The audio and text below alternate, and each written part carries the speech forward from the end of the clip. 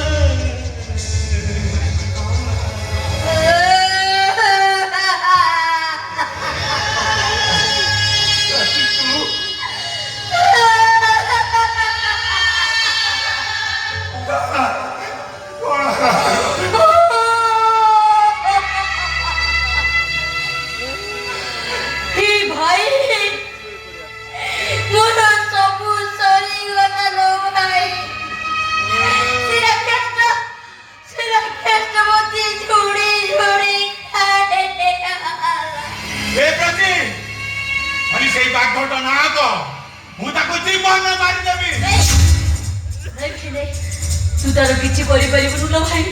से गोटे बड़ राक्षस मोते मारि देबो तोते मारि देबो समस्त को मारि देबो रे तू एठी एका तो मां बापा भाई गले सब गले कोड़े समस्त मोते छाड़ी चली गले लो भाई से अनेक कथा हे समाज मोटर पहुंची बार रास्ता छोड़ी ही नहीं दे किसी बुझी पार तो एका करी सब चली गले कोड़े ए भाई से कथा मु तो आज गोटे कथा कहि तू मो कथा रखिबो पारिबो भाई पारिबो तू मो पार्टी रे टिके बिचोर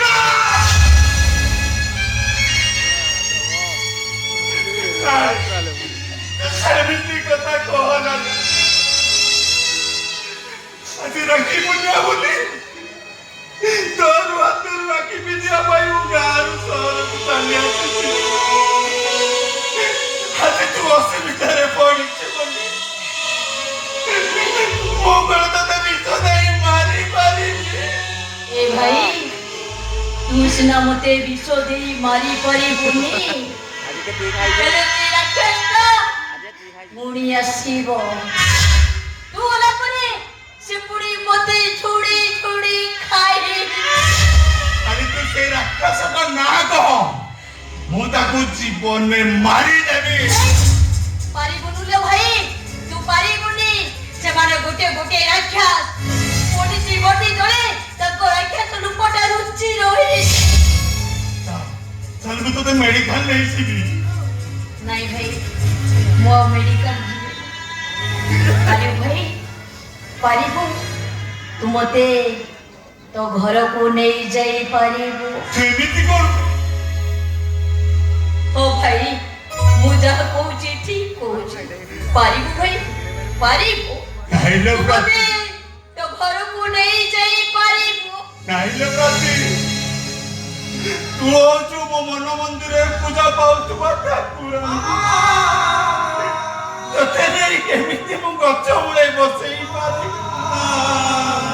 ए भाई सेई गच्छ मूଳରେ मु शांति रे सोई पारिबो ए शहरटा मते ओडोडी छासी करी दिछि बाहर को गले ए बुला कुकुर मानकर भय ए राक्षस मानकर उपद्रव हेलो हुंडी मो कहवा कथाटा बुझुनु लो तू हेलु बड़ घर झियो मु हेली गरीब पूजारी रो पिला तू आम घरे रहिले खाइले तू छोट हेई जीवनु ए भाई सबरीर ओइठा खाई रामचंद्र कोन छोट ही जाई हे पागली तुम कहवाटा कथाटा बुझुनु काई से सब थिला पुराण कथा अरे तोर मोर संपर्क को नहीं जदि के खराब आख्या दिए ओ बुझिली मो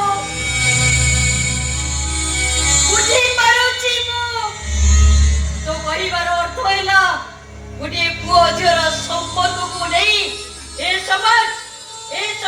प्रेम प्रणयर आख्या दब कथा तो मते कहूना अरे बुझो ए समाज को पचारे किए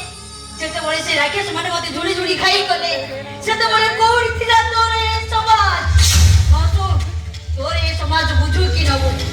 কিন্তু ମୁଁ ଏ ସମାଜକୁ ବୁଝାଇ ଦେବି ତୋ ସହିତ ମୋ ସମ୍ପର୍କ ଗୋଟେ ପବିତ୍ର ଭାଇ ଭଉଣୀର ସମ୍ପର୍କ ସେଇ ସମ୍ପର୍କଟା ସବୁ ଉପରବାଲା ବୁଝିପାରେ ଠିକ ଅଛି ମୋ ସହିତ ଘରକୁ ଚାଲ ମୋ ସୁଖ ଦୁଃଖ ବାଣ୍ଟିବା ପାଇଁ ମୋ ପାଖରେ କେହି ନଥିଲେ ଆଜିଠୁ ତୁ ମୋ ଭଉଣୀ ମୋ ମା ହୋଇ ତୁ ମୋ ପାଖେ ପାଖେ ରହିବୁ ମୁଁ ଆଣିଥିବା ରାକ୍ଷୀଟା ମୋ ହାତରେ ପିନ୍ଧେଇ ଆମ ଭାଇ ଭଉଣୀ ସମ୍ପର୍କକୁ ଆହୁରି ମଜବୁତ କରିବୁ ଆଜିଠୁ ତୁ ମୋ ମା ହୋଇ ମୋ ପାଖେ ପାଖେ ରହିବୁ ଯଦି କେବେ ଦୁଃଖରେ ମୁଁ ଲୁହ ଗଡ଼ାଏ ମୋ ମାର ଫଳନ୍ତ ନ